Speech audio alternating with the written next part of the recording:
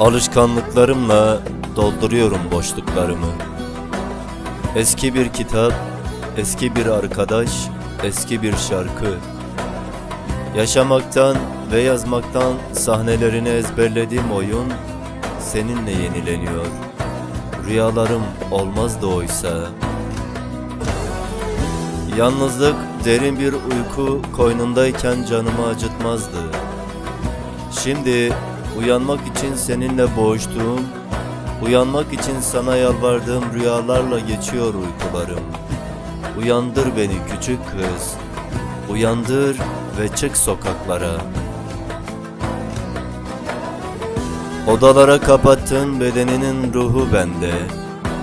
Kırılmış ve rüzgarına küsmüş bir dal sitemkarlığında bana bakan yüzün, uykulardan kaçtığım günlerin telaşında bile bırakmıyor aklımı. Sokaklara çık, bir serserilik yap, bir delilik yap, bir iyilik yap. Alışkanlıklarım doldurmuyor boşluklarımı. Her eski, yeniye duyduğu öfkeyi benden alıyor. Unutuyorum her seferinde. Neresinde kalmıştık ayrılığın? Neresinde kalmıştık sevdiğim?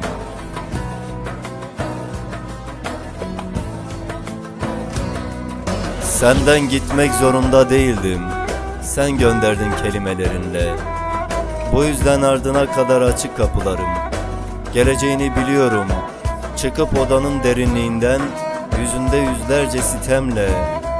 Şimdi konuşuyorsam biraz da bundandır.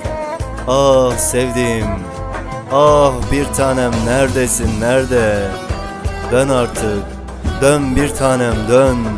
Yokluğunla sınıyor gecelerim. Her gecem bir kabus. Neredeysen dön artık. Neredeysen dön artık sevdiğim. Dön artık.